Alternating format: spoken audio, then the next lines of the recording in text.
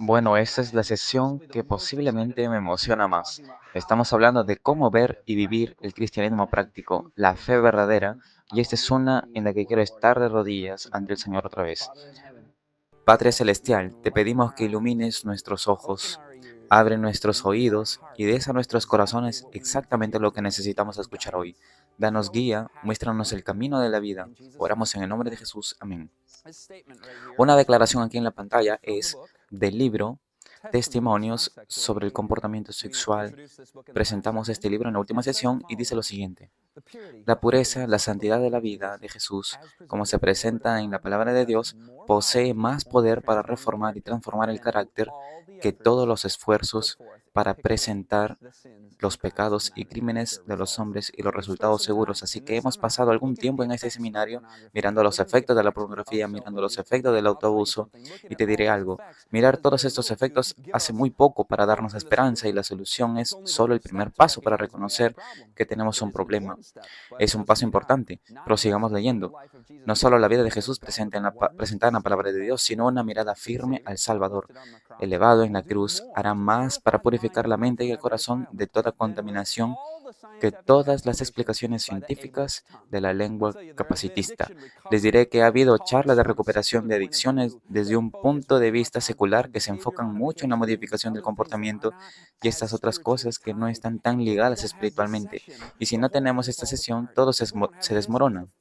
Si no tenemos esto como enfoque, todo se marcha. Pero luego, ya saben, mucha gente dirá, vamos, con sus cosas de religión, realmente tienen una sesión completa sobre esto, realmente está fusionando a las personas de esta manera asombrosa. Sí, lo que se encontrarán es que independientemente de la caricatura del cristianismo y los cristianos, es posible que tengan lo que los estudios muestran que es muy alentador con respecto a la religión.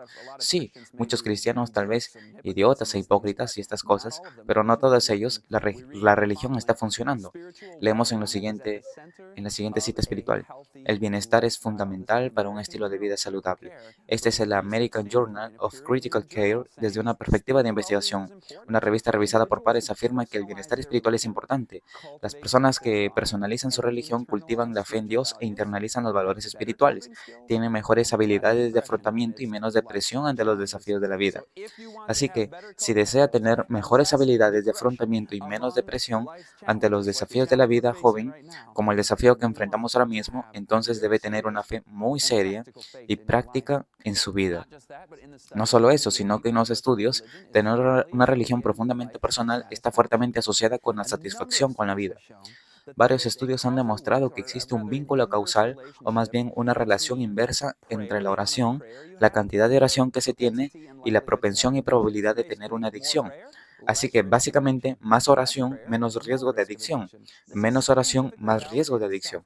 Esto es algo científicamente válido. El Instituto Nacional de Atención Médica revisó 200 estudios sobre espiritualidad y salud y lo que encontraron fue que los efectos positivos de la religión superan a los negativos en una proporción de 10 a 1. Ahora mismo alguien se pregunta, ¿qué efectos negativos tengo? Cristiano, un cristiano que tenga la Biblia, ¿a qué se refiere con aspectos negativos? No hay efectos negativos para la religión verdadera, la verdadera religión de Jesucristo, pero muchas personas practican una religión falsa, así que habrá efectos negativos, pero incluso en medio de todo ese engaño y de toda esa falsedad, lo positivo sigue superando lo negativo en una proporción de 10 a 1. Cuando observan los efectos mensurables, ¿qué tipo de efectos mensurables? Las direcciones en la ciencia psicológica analizaron 15 indicadores de salud y descubrieron que quienes eran activos en su fe religiosa eran mejores en el 100% de estos indicadores de salud. ¿Escuchaste eso del 100%? No se encuentra el 100 en casi nada en las investigaciones, pero el 100 de estos indicadores de salud eran más altos en las personas de una fe religiosa, especialmente si eres de una fe religiosa que enfatiza la salud física y el bienestar. Hay un ateo llamado Robert Sapolsky y escribió un libro sobre por qué las cebras no tienen úlceras. En este libro fue muy honesto en su evaluación, dijo que si alguien cree en un Dios que responde a las oraciones, tiene reglas discernibles y no está tratando de hacerte daño, entonces la ventaja de reducir el estrés debe ser extraordinaria. Así que desde un punto de vista ateo puede decir, si tienes una cierta imagen de Dios, entonces tendrás mucho menos estrés. cuanto más para nosotros que realmente creemos en este Dios y conocemos a este Dios a nivel personal. Sabes, creo que realmente hemos entendido mal lo que es la salvación. La salvación no es solo una teoría en el cielo, es muy práctica, es muy neurológica, reduce el estrés y la depresión y estas cosas científicas medibles. Las explico en el disco 1 y el disco 6 de Media on the Brain. Profundizo en este tema de lo que es la salvación. Así que no recuperaré todo ese mismo territorio, pero básicamente la salvación es mucho más que simplemente obtener el perdón de tus pecados. Es Dios rescatándote del pecado, como dijimos en la última sesión. Jesús vino a salvarnos de nuestros pecados, no en nuestros pecados. La Biblia dice, sana mi alma porque he pecado contra ti. Sana mi alma. No solo perdona mis pecados, sino también sana mi alma. Sanaré su reincidencia. Dios dice en Oseas 14, versículo 4. Ahora ya sabes, como el texto del perdón en la Biblia, el texto más famoso sobre el perdón, primera de Juan, capítulo 1, versículo 9, ¿qué dice? Si lo miras, dice que si confesamos nuestros pecados, Él es fiel y justo para perdonar nuestros pecados, y ese es un paso importante, pero gran parte del cristianismo se detiene allí. Leamos el resto del versículo. Y para limpiarnos, no solo el registro de nuestros pecados en el cielo, no solo nos está dando un perdón legal que es verdadero, sino también que nos limpia de toda injusticia. Nos limpia, nos da una nueva mente. ¿Cómo se logra esto? Mucha gente se imagina esto como, ya sabes, Cristo fue a la cruz, se sacrificó por nuestros pecados y para comprar nuestro perdón y pudiéramos ser perdonados y estar bien con Dios en ese sentido legal, con esa transacción de perdón. Y claro, Cristo logró eso en la cruz, pero todo lo demás, la santificación, tendrá que ser mi obra. No es cierto. Jesús no solo murió en la cruz por el perdón y el indulto de Dios, sino también por nuestra limpieza. Verás que a medida que avanzamos, esta es una poderosa verdad bíblica, porque Él venció. Él enfrentó lo que nosotros enfrentamos y venció. Tomó nuestra naturaleza. Veamos esto en la Biblia, Hebreos 2, capítulo 2, versículo 14. En la medida en que los hijos participaron de carne y sangre, es decir, nosotros, en mayúscula, H, él mismo participó de la misma carne y sangre. Jesús tenía la misma carne y sangre, la naturaleza humana, porque tanto el que santifica como los que son santificados son todos de un mismo tipo, una sola carne, por lo cual la razón por la que no se avergüenza de llamarlos como curiosamente nos llama hermanos, porque Él es de la raza humana. Jesucristo tomó nuestra naturaleza, Él es uno en el mismo tipo de carne que los hijos de los hombres. Y así tomó esa naturaleza y enfrentó algunas cosas. Veamos lo que enfrentó en Hebreos 4:15. Él fue tentado en todo como nosotros, pero sin pecado.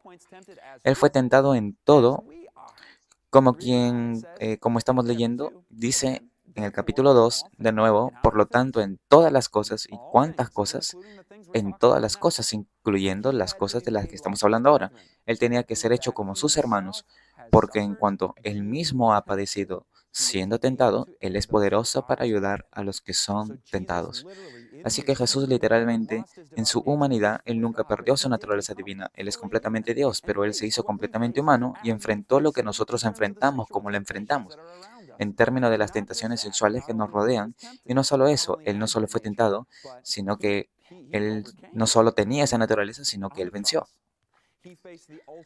En la cruz, él enfrentó la tentación máxima. ¿Cuál es la tentación máxima? Es vencer esas autoconversación, esos impulsos hipocampales cableados. Bien, sálvate a ti mismo, le dijeron mientras estaba en la cruz.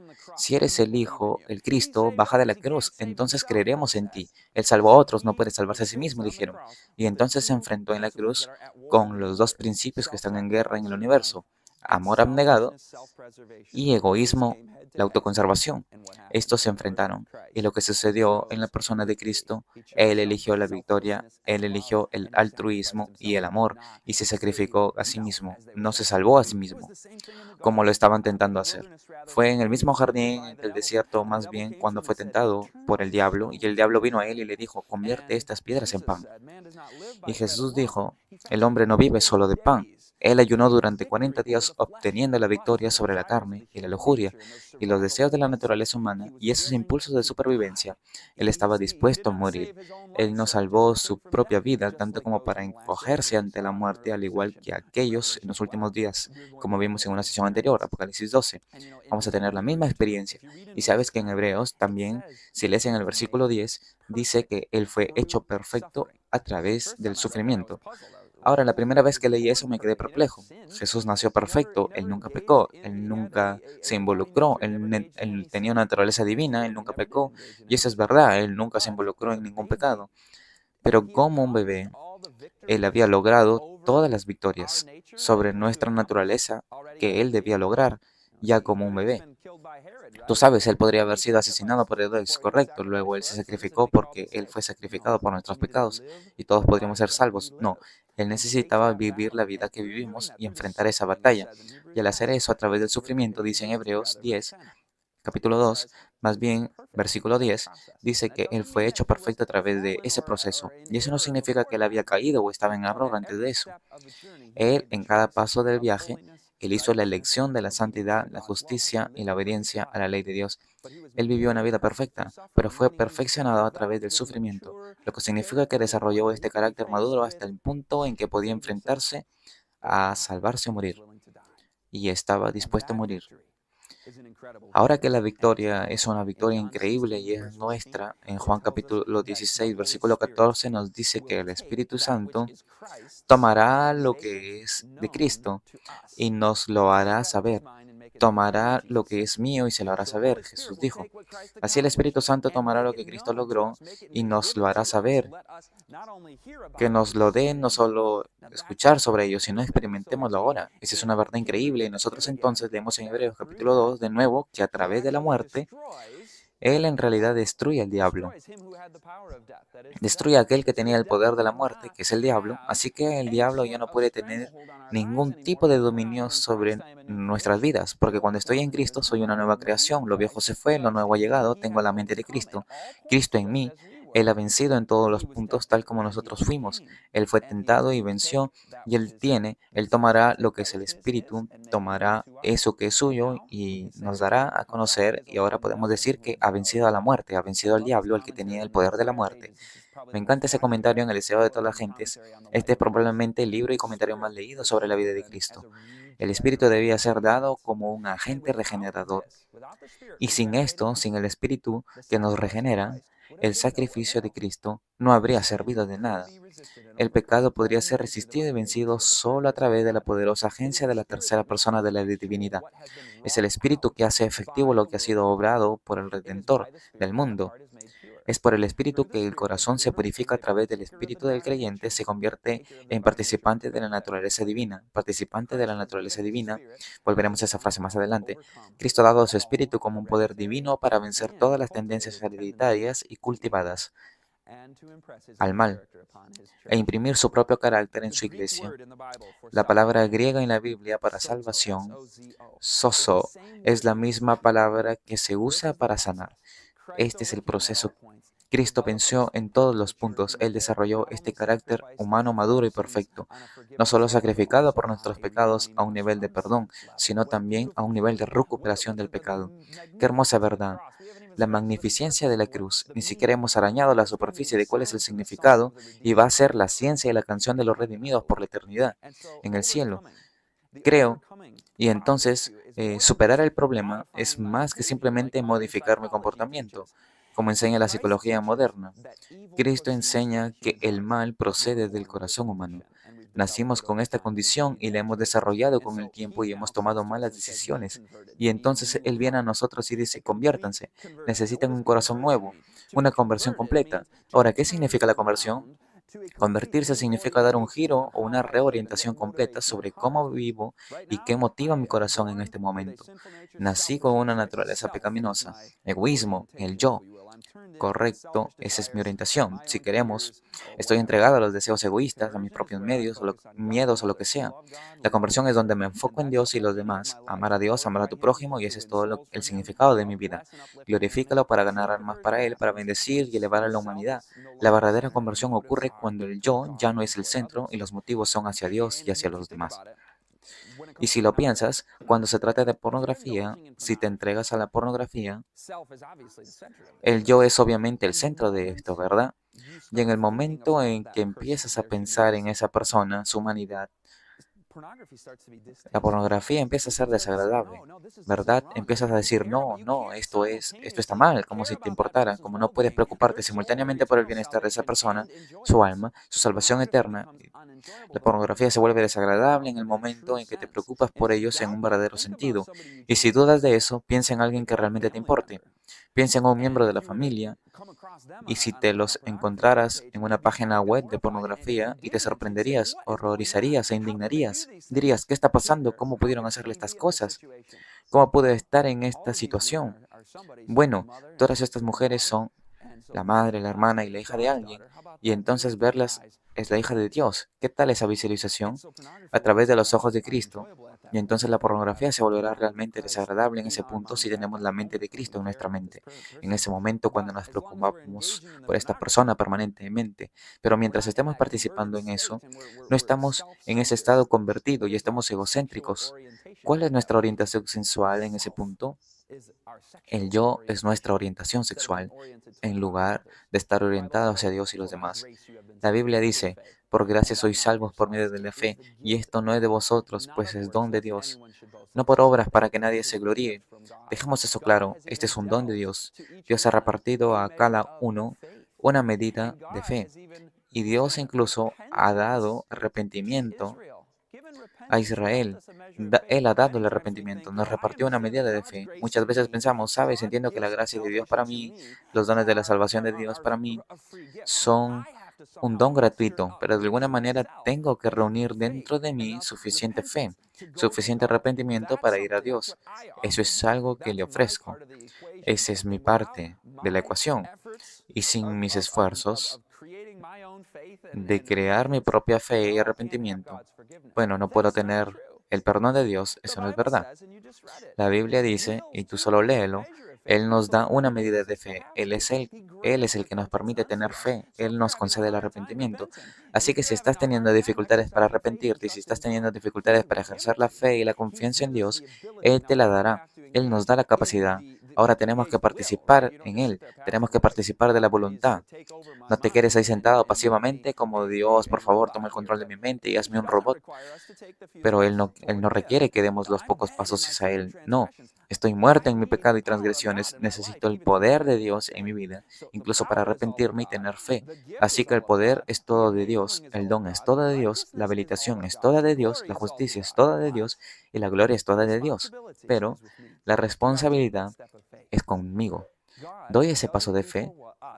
Dios no hace por nosotros lo que Él nos capacitó para hacer nosotros. La responsabilidad es para nosotros. Comprometer la voluntad de arrepentirnos, mirarlo con fe, aunque no tengamos fuerza en nosotros mismos para hacer eso. Él nos da el poder para buscarlo, podemos encontrarlo. Abra la Biblia, vea al Dios de la Biblia, todos sus mandatos, muchas declaraciones sobre esta es la voluntad, cómo debes hacer. Tomar ese acto y así es como abres el corazón para recibir el regalo gratuito. Así que todo lo relacionado con nuestra salvación realmente depende de nuestro propio curso de acción.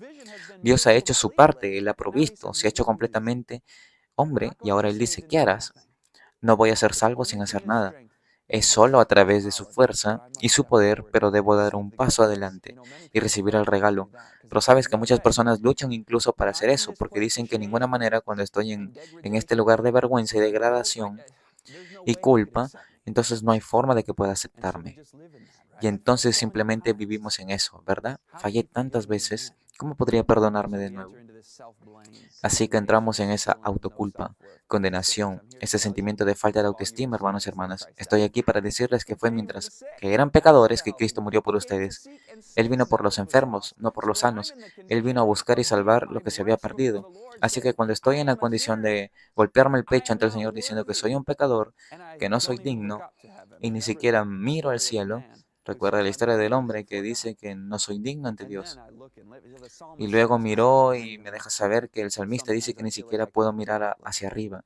A veces siento que ni siquiera puedo mirar hacia arriba porque Dios, me siento tan pecador y tan indigno. ¿Sabes qué? En realidad es un buen lugar para estar, para conocer tu pobreza espiritual.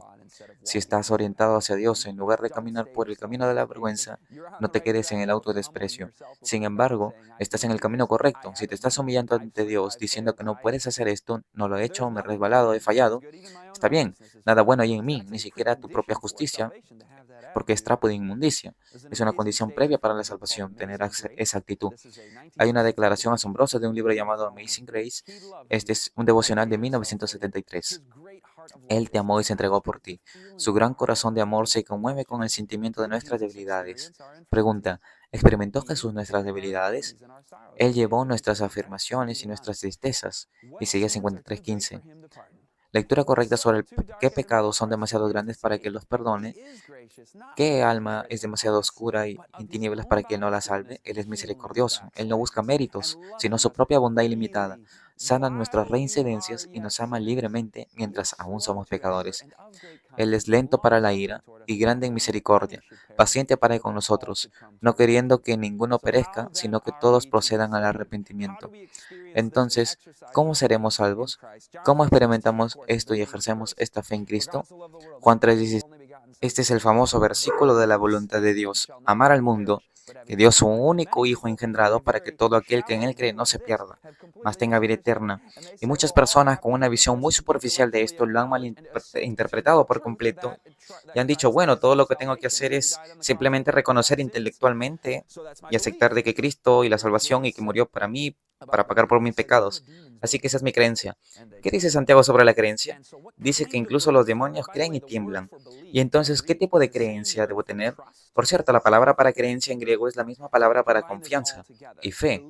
Así que combinemos todo esto, creencia, confianza y fe. ¿Qué es la fe salvadora?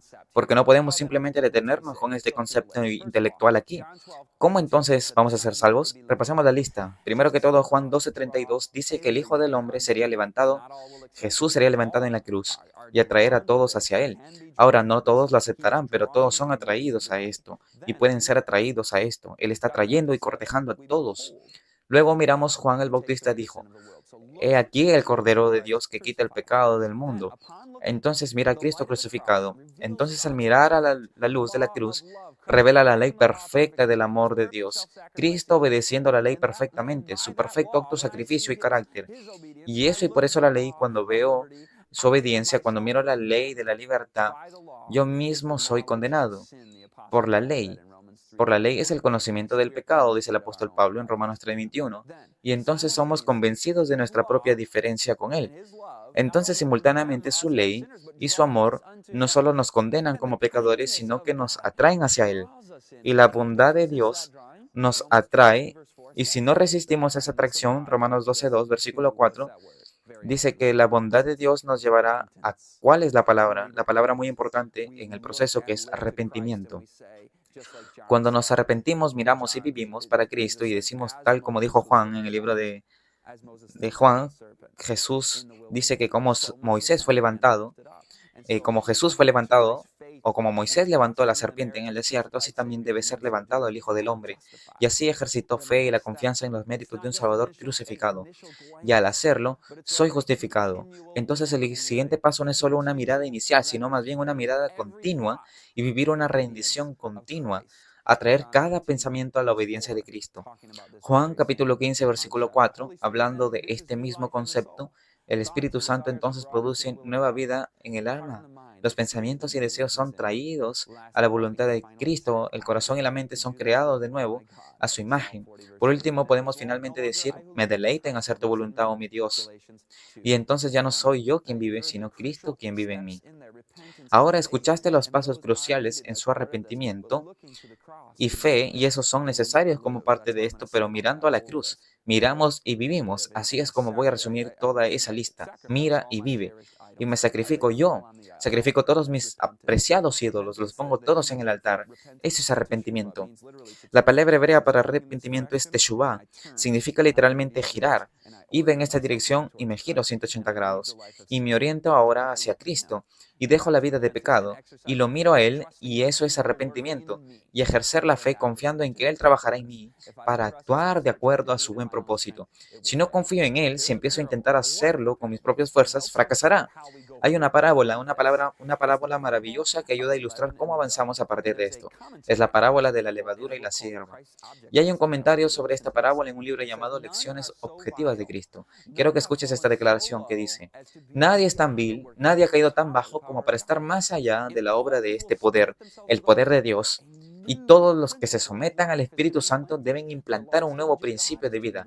La imagen perdida de Dios debe ser restaurada en la humanidad, pero el hombre no puede transformarse a sí mismo mediante el ejercicio de su voluntad.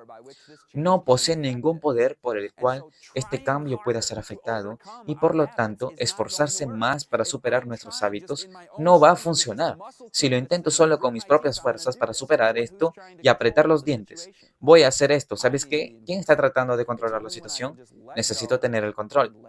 Solo cuando pueda soltarme y dejar que Dios tome el control de mí, de mi vida, podré tener sanidad y victoria sobre el pecado. Y necesitaré ayuda. El adicto necesita ayuda.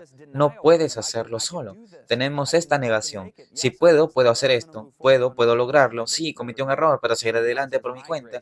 Nunca, nunca. Dios dice: bástate en mi gracia, porque mi poder se perfecciona en tu debilidad.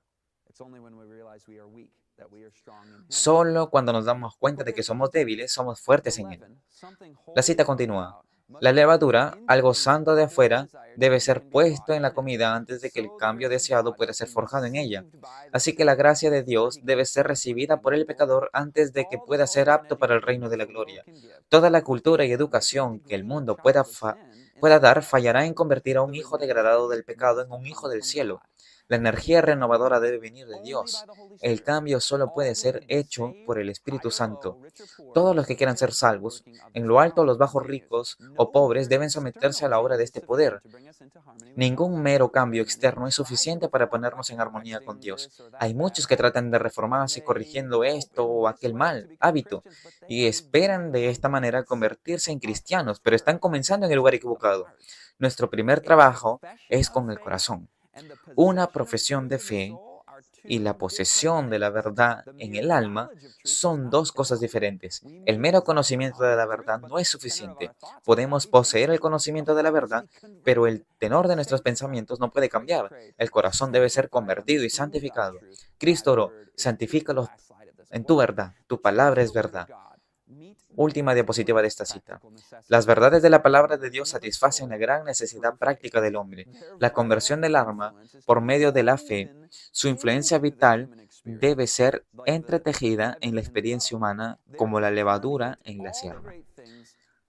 Deben permear todas las cosas grandes y todas las pequeñas cosas de la vida recibidas en el corazón.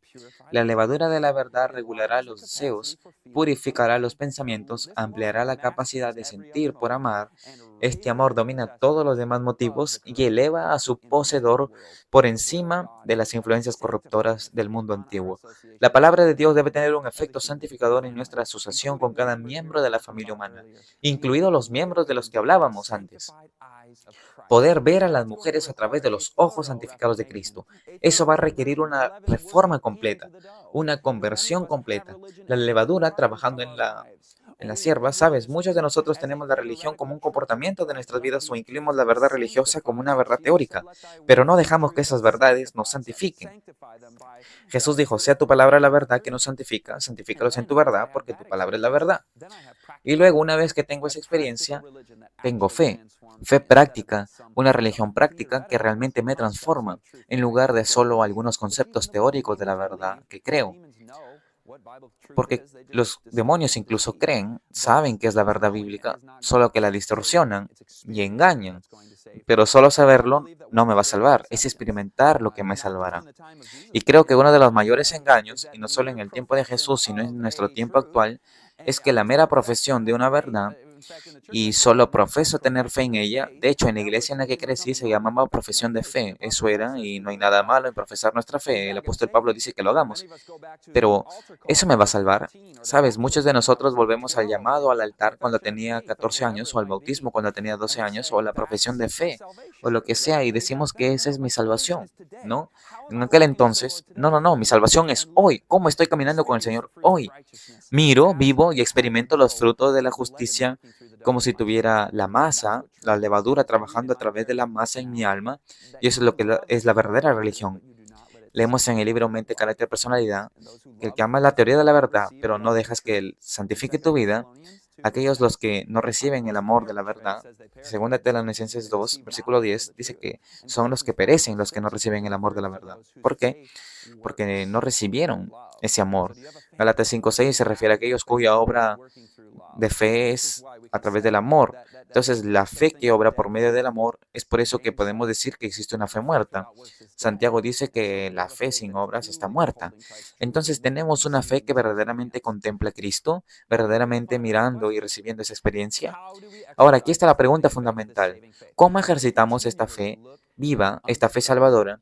¿Cómo miramos continuamente a Cristo y vivimos bien?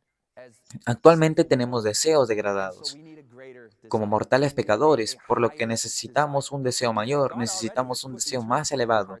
De hecho, Dios ya ha puesto la eternidad en los corazones del hombre, dice Eclesiastés, y por eso Dios ha implantado en nosotros un deseo por las cosas santas, las cosas eternas, las cosas celestiales.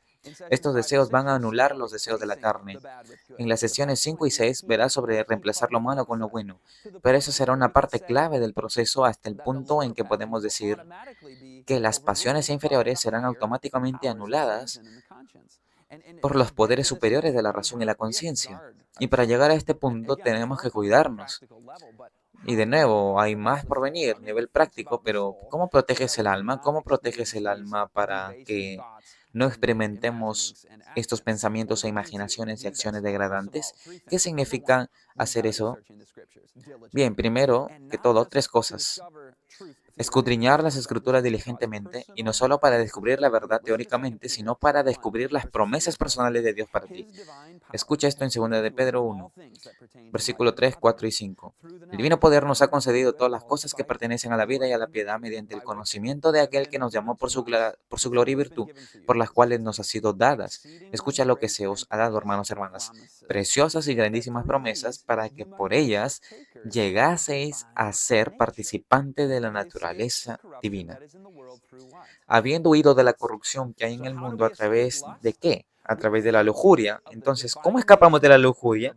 Podemos participar de la naturaleza divina a través de las promesas bíblicas, las preciosas promesas. Así que escudriña las escrituras, mira eso profundamente, encuentra las promesas de Dios para ti personalmente. Así es, como protegemos del alma de la tentación, porque cuando tenemos estas tentaciones, es cuando realmente las promesas de las escrituras vienen a nosotros, las tentaciones nos atacan. Entonces, bueno, ¿qué podemos hacer? Dios ya nos ha abierto los ojos a las cosas maravillosas. Andar en tu ley, dice el salmista en Salmo 119. Podemos decir que debemos reclamarla justo cuando se necesita. Y curiosamente, pasar tiempo en la palabra de Dios requiere devoción. Es allí cuando nosotros en la tentación podemos recordar las promesas. La raíz es profunda de la adicción. ¿Cuál es la palabra? La raíz tiene dedicarse tiempo a ello, así que necesitamos reemplazar nuestra devoción, nuestra adicción a las devociones con Cristo. Así que reemplazar la adicción a lo malo, podemos reemplazar la adicción por una adicción a Cristo, a las devociones, devoción a la palabra de Dios. Y lo encontramos y luego escondemos esa palabra en nuestros corazones. Paso 2. Tengo una palabra, dice, donde dice Salmo 119, versículo 111. Entonces, guardaré tus dichos en mi corazón para no pecar contra ti. ¿Cómo no pecamos contra Él? No solo he descubierto estas cosas y he hecho una lista y un ejercicio mental. No, esto se ha convertido en parte de mí. Estoy asimilando estas verdades en mi propia naturaleza, escondiéndolas en mi corazón. Y cuando lo he hecho, no es solo una teoría de la verdad, es algo muy real. Y luego, cuando llega la tentación, encontré en 1 de Corintios capítulo 10, versículo 13, En el contexto de 1 Corintios 10 se habla de las lujurias de las que Israel había sido víctima. ¿Y sabes lo que dice 1 Corintios 10:13? Dice que no te dejará ser tentado más allá de lo que puedes soportar, sino que siempre te dará una salida. ¿No es esa una promesa maravillosa? Cuando la lujuria de la carne venga a mí, Él siempre te dará una salida porque la tengo en mi corazón, la tengo memorizada. Querrás recordar, memorizar las escrituras como parte de este proceso. Cuando seas tentado, tendrás allí para ti. Podrás decir, resiste el diablo y él huirá de ti. Y esa es una promesa porque estoy en sumisión a Dios. Puedes decir que él va a huir y yo puedo decir, aparte de mí, Satanás. Como dijo Jesús, no tienes en la mente las cosas de Dios, sino las cosas de los hombres. Y estas promesas, no te voy a dar una lista exhaustiva porque necesitas hacer el trabajo por ti mismo y buscar en las escrituras, porque Dios abrirá tus ojos a esas cosas maravillosas en su ley. Y esa será una experiencia gozosa, no es una pérdida de tiempo, no es aburrido, es un Dios que renueva tu mente y es una gran cosa. Todo esto no es algo que los predicadores y los pastores y los estudiantes de la Biblia hacen, esto es para cada alma que está oprimida por el pecado, que somos todos nosotros, y debemos buscar pasar por este proceso. El tercer paso es no es solo conocer intelectualmente estas promesas, sino realmente aprender la lección de la comunión continua con Cristo. Salmo 25:15 dice que los ojos están siempre puestos en el Señor, porque Él sacará mis pies de la red. Así que si quieres que tus pies sean sacados de esa red de pecado y quieres ser liberado de esto, entonces nuestros ojos están, ¿qué dice? ¿Dónde están nuestros ojos? Siempre puestos en el Señor. Significa siempre, Salmos 16, versículo 8, he puesto al Señor siempre delante de mí porque está a mi diestra, no seré conmovido. Memoriza esas cosas. Permanece en mí, Jesús. Dice, ¿cómo experimentamos una comunión continua con Él? Es porque el Señor siempre está delante de mí y nuestros ojos están siempre puestos en Él. Juan 5, curiosamente, Jesús dijo algo que me fascinó. La primera vez que lo leí, Él dijo que no podía hacer nada por sí mismo. Yo por mí mismo no puedo hacer nada, dijo en Juan 5:19 y en el versículo 30. Así que incluso por sí mismo no podía hacer nada. ¿Cuánto más que nosotros? Yo ni siquiera puedo mirar a Dios por mi cuenta, dice el Salmo 40, versículo 11. Ni siquiera puedo mirar a Dios por mi propia cuenta. Pero es Cristo a quien se nos concede una medida de fe, ¿verdad?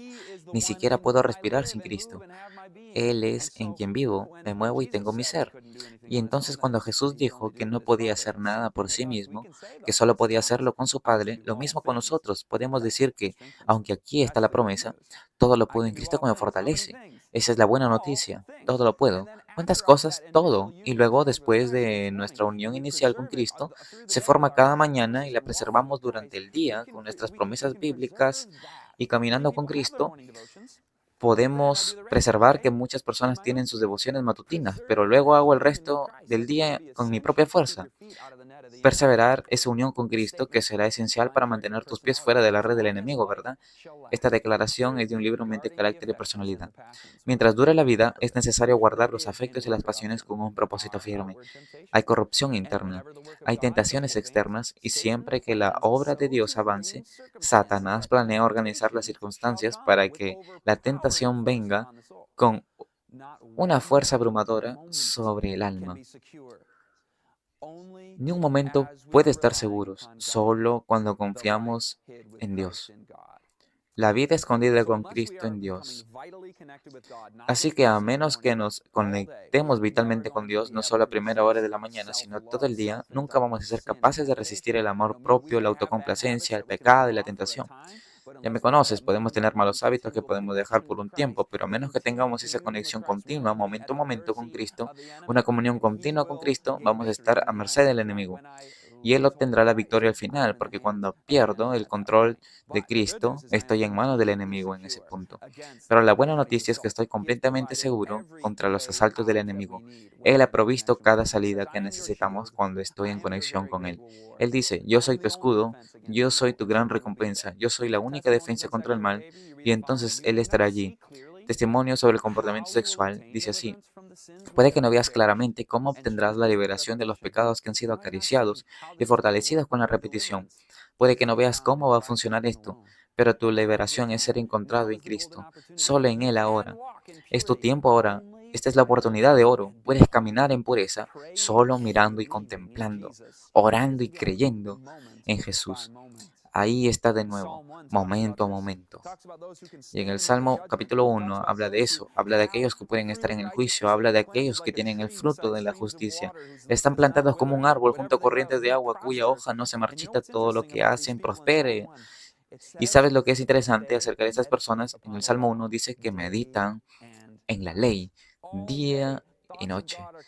Todo el día, todos los pensamientos de Dios regresan continuamente a ellos. Cuando el apóstol Pablo dijo, orad sin cesar, ¿eso significa que pasemos todo el día de rodillas ante Dios? No, pero significa que nunca rompemos esa conexión con Dios, trabajando en nuestra propia fuerza o simplemente llenando nuestras mentes con un millón de otras cosas. Te conté sobre el hábito de mi esposa y yo de tener un tiempo de oración cada hora en caso de que pasara una hora y me estresara o lo que fuera y me olvidara de Dios si no tuviera nada de pensamiento de Dios durante una hora. Sería trágico pasar una hora sin pensar en mi mejor amigo que está conmigo continuamente. Y por eso el tiempo de oración continuamente para tener esos puntos de control a lo largo del día, verificando con Dios, en Deuteronomio 6 habla de eso muy claramente. Dice, habla de la ley de Dios y mientras te sientas y te levantes, mientras camines por el camino, nuestras conversaciones están llenas de Dios. En este libro leemos que Satanás lleva al hombre a romper las ligaduras que lo conectan en santa y feliz unión con su Creador. Luego, cuando se desconecta de Dios, la pasión obtiene control sobre la razón y el impulso sobre los principios y se vuelve pecaminoso en pensamiento y acción. Su juicio se pervierte, su razón parece debilitarse. Entonces, ¿cómo llegamos a ese punto donde nos vemos abrumados por la tentación? No somos capaces de pensar correctamente. Dijo Satanás, rompe esa conexión con Dios. Ya sabes, aparte de Cristo, puedo pensar en alguien en la Biblia que no tuvo esa conexión rota. Cristo, por supuesto, confió en su Padre completamente, pero hubo un hombre, y quizás otros, pero uno que me viene a la mente especialmente que nosotros podría estar diciendo que esto es imposible. ¿Cómo puede realmente caminar con el Señor todo el día y tener un sentido de su presencia todo el tiempo? Realmente, vamos, alguien lo hizo, alguien que caminó con Dios. ¿Sabes quién era ese? Era Enoch, y caminó con Dios en una intimidad tan cercana que simplemente fue tomado en cuenta, fue llevado al cielo. Y estudiando la vida de Enoch, leí un libro interesante acerca de la vida de Enoch. Enoch es un tipo interesante porque no solo caminó con el Señor, sino que fue trasladado al cielo sin ver la muerte. Proclamó el juicio y proclamó la venida de Cristo. Eso lees en el libro de Judas. Y vivió en un tiempo extremadamente malvado justo antes del diluvio, y predicó durante un tiempo justo antes de que el mundo malvado fuera destruido. ¿Les suena familiar esto, hermanos y hermanas? Este es el tiempo en el que vivimos hoy, el tiempo más malvado en la historia de la tierra, aparte del diluvio, y un tiempo en el que estamos proclamando el juicio, estamos proclamando la pronta venida de Cristo, estamos buscando caminar con Cristo y seremos trasladados al cielo sin ver la muerte cuando Cristo venga. Así que en este sentido, Enoch es un hombre modelado, es un tipo de nosotros, si se quiere. Somos el cumplimiento de la experiencia. Así que, siendo un hombre modelado, quiero estudiarlo, quiero estudiar su vida. Y digo, usted sabe cómo él venció, porque vamos a vencer por la sangre del Cordero y la palabra de nuestros testimonios en los últimos días. Y por eso, si no vencemos, no estamos viviendo la vida de Enoch, y esa vida será necesaria para los 144,000 que estarán en vestiduras blancas, según Apocalipsis 7, para recibir el sí de Dios y vencer por la sangre del Cordero. ¿Cómo la vida de Enoch? ¿Cómo era? Bueno, leamos una cita aquí interesante. Desconfiando de su propia fuerza, Enoch cuelga su alma indefensa en Jesús y se aferra a la fuerza del Altísimo. Hermanos, así es como lo tienes que vivir. Ora en casa, en tu familia, noche y mañana, ora incansablemente en tu armario. Ora mientras estás involucrado en el trabajo diario. Eleva el alma a Dios en la oración. Fue así que caminó Enoch con Dios. Pasó mucho de su tiempo en soledad que dedicó a la reflexión y la oración. Caminó delante de Dios y oró para conocer su voluntad más perfectamente, para que pudiera realizarla para él. La oración era el aliento como el aliento del alma. Vivió como en oración, en la misma atmósfera del cielo. En este mundo caído y tóxico en el que nos encontramos, con el miasma del pecado, Él se mantuvo fiel. Alrededor de las tentaciones demoníacas, podemos decir, voy a mirar a Cristo en oración y vivir en la atmósfera del cielo. Hay un montón de citas. La elocuencia del silencio ante Dios a menudo es esencial. Si la mente se mantiene en continua excitación, bueno, el oído no puede escuchar la verdad que el Señor comunicaría a sus creyentes. Ahora sé que estoy tentado con esto para ocuparme. Sabes que quería compartir la verdad y tener un ministerio y presentar otras cosas a la gente y comunicarme y organizar eventos de oratoria en vivo a mis hijos y todas estas cosas. Y aquí vamos con el acto de malabarismo de la vida. Y no tenemos esos momentos de silencio ante Dios. Eso no va a ser la vida de Enoch. Si vivimos en el acelerado mundo del siglo XXI, vamos, tenemos que reducir la velocidad y escuchar. Dios dice, oirás una voz detrás de ti que dice, ese es el camino, camina por él. Pero no escuchamos la voz de Dios porque estamos llenos de nuestros propios pensamientos. Muchos fallan en imitar nuestro santo modelo porque estudian muy poco los rasgos definidos de ese carácter. Estamos estudiando el carácter de Dios. Si no lo hacemos, fallaremos en imitar ese modelo leyendo sobre tantos. Están llenos de planes ocupados, siempre activos, y no hay tiempo ni lugar para que el precioso Jesús sea un compañero cercano y querido. Si lo hicieran, caminarían con Dios, como lo hizo Enoc. Si mantenemos al Señor siempre delante de nosotros, permitiendo que nuestros corazones salgan en acción de gracias y alabanza a Él, tendremos una frescura continua en nuestra vida religiosa. Nuestras oraciones tomarán la forma de una conversación con Dios, como hablaríamos con un amigo. Él nos hablará sus misterios personalmente a menudo. Vendrá a nosotros un dulce y gozoso sentido de la presencia de Jesús. A menudo nuestros corazones arderán dentro de nosotros cuando Él se acerque para comunicarse con nosotros como lo hizo con Enoch. Esa es la experiencia que quiero. Los sacerdotes y gobernantes, aunque los días de Jesús necesitaban una experiencia como la que tuvo Enoch, necesitaban un sentido continuo de la presencia de Dios. Frase importante, hay un sentido continuo de la presencia de Dios. Escucha esto, nuestra experiencia en las cosas divinas será proporcional a la viveza de nuestro sentido de su compañerismo. En proporción. Vamos a explicar eso un poco.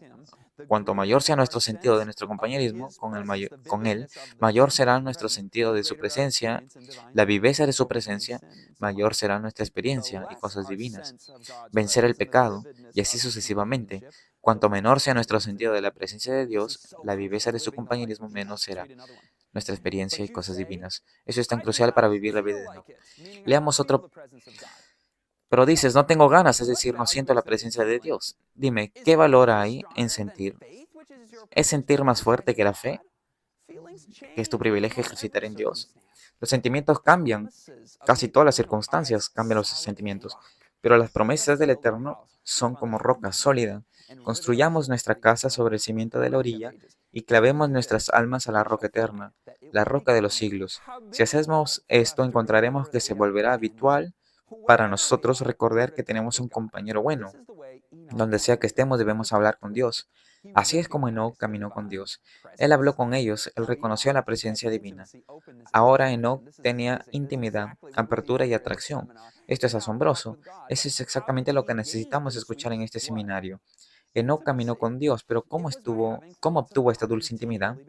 Al tener pensamiento de Dios continuamente ante él, cuando salía, cuando entraba, sus meditaciones eran sobre la bondad, la perfección y la hermosura del carácter divino. Dile a Jesús que todo esté abierto ante él, los secretos de tu corazón, porque sus ojos buscan en lo más íntimo. Libera. Déjame decirte una vez más. Dile a Jesús todo lo que esté abierto ante ti, los secretos de tu corazón, porque sus ojos buscan en los recovecos más íntimos del alma y lee tus pensamientos como un libro abierto. ¿Ves la apertura allí? A menos que el Señor sea el centro, ¿cómo se llama? De atracción, el centro de atracción, a menos que sea la defensa especial contra la tentación del enemigo. Si no estás concentrado en Jesús, Satanás ganará la batalla en tu mente. Una última sobre Enoch. Vivió una época corrupta y cuando la contaminación moral abundaba a su alrededor, entrenó su mente para correr en un carnal recto y llevó la impronta de lo divino. ¿Cómo puedo controlar mis pensamientos entonces? ¿Cómo puedo tomar cada pensamiento cautivo para que siempre esté reconociendo la presencia divina? ¿Cómo puedo obtener un nuevo hábito mío donde vea que Jesús es mi compañero, que me está dando un nuevo pensamiento, un nuevo canal para correr? ¿Cómo puedo vencer la lujuria de los ojos? Solo orando para que Satanás sea atado. No va a ser suficiente. Satanás no te tentará deliberadamente y personalmente o uno de sus demonios. No te liberará completamente de la lujuria de la carne porque la tenemos dentro de nuestra propia naturaleza. Se necesita una nueva mente. Una nueva persona completamente nueva se necesita. Y es por eso que necesitamos las sesiones 5 y 6 para hablarte sobre cómo tener la experiencia de una nueva criatura. El poder convertidor de Dios cambia el corazón, refina y purifica los pensamientos. A menos que se haga un esfuerzo decidido para mantener los pensamientos centrados en Cristo, un esfuerzo determinado para mantener los pensamientos centrados en Cristo, entonces la gracia no puede revelarse en la vida. La mente debe participar en la guerra espiritual. Cada pensamiento debe ser llevado cautivo a la obediencia a Cristo. Todos los hábitos deben ser puestos bajo el control de Dios y verás la clave. Hablaremos de esto en las últimas sesiones, pero al cerrar quiero compartir una cita de la mente. Carácter y personalidad. Dice que la mente debe mantenerse meditando sobre temas puros y santos, y la sugerencia impura debe descartarse de inmediato. Y los pensamientos puros y elevados, la contemplación santa, deben entretenerse, obteniendo así más y más conocimiento de Dios al entrenar la mente en la contemplación de las cosas celestiales.